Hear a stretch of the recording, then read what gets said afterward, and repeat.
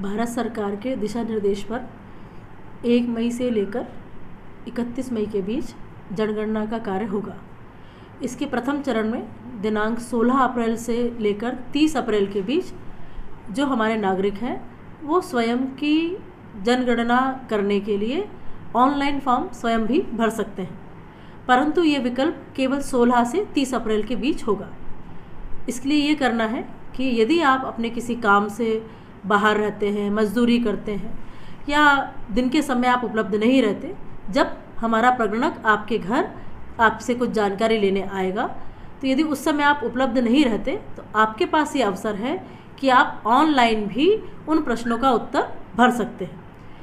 16 से लेकर 30 अप्रैल के बीच se.census.gov.in इस पर जाकर आपको अपने रजिस्टर्ड मोबाइल के साथ अपना पंजीयन करना है। पंजीयन के पश्चात एक OTP आपके मोबाइल पर आएगा और OTP आने के बाद वो प्रश्न जो प्रगणक आपके घर पूछेगा, आप स्वयं घर बैठे 10-15 मिनट में उन प्रश्नों का उत्तर भर सकते हैं। ये प्रश्नों के उत्तर हाँ या नहीं इसी तरीके के हैं। आपका घर कच्चा है, पक्का है, हाँ नहीं, फर्श पक्की है, कच्ची है, हाँ नहीं। तो सरलतम शब्दों में अब की बार ये बनाया गया है। यही सूची लेकर ऑनलाइन ही जनगणना अब की बार 1 मई से लेकर 31 मई के बीच भी होगी। तो आपसे मेरा अनुरोध है कि आइए हम सब इस जनगणना 2026 के भागीदार बने और हम अपनी सही जानकारी प्रगणक को दें, जिससे कि हमारे लिए केंद्र सरकार जो भी विकास की योजनाएं बनाती हैं उनको सही आंकड़ों के आधार पर बनाए। मैं आपको यह स्पष्ट कर देना चाहूँगी कि इस जनगणना में जो जानकारी आप दे रहे हैं या भर रहे हैं, इसका संबंध गरीबी रेखा के कार्ड, राशन कार्ड आदि से कतई नहीं है।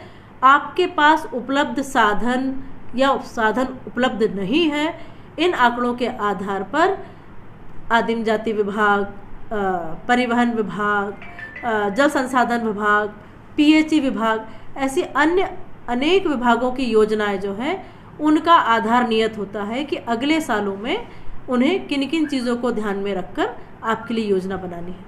तो आइए हम सब मिलकर इस बार जनगणना का ऑनलाइन रजिस्ट्रेशन कराएं और ये प्रक्रिया के माध्यम से समय की बचत करके आप अपनी गणना कर सकते हैं।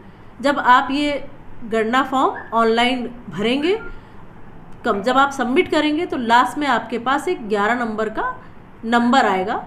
ये जो स्पेसिफिक 11 अंकों की ID रहेगी, जब प्रगणक आएगा तब आप उसको बता दें कि मैंने ये ऑनलाइन फॉर्म दर्ज किया था, ये मेरी ID है। ये ID उसके मोबाइल पर भी दिखेगी और वो आपका सत्यापन कर देगा और आपका काम कुछ मिनटों में हो जाएगा। तो मैं आपसे अपील करती हूँ कि जो प्रगणक आते हैं उनका सहयोग करिए, और यदि आप जानकार हैं तो आप कल से लेकर 30 अप्रैल के बीच इस साइट पर जाकर अपना सेल्फ इम्यूनरेशन फॉर्म भर सकते हैं।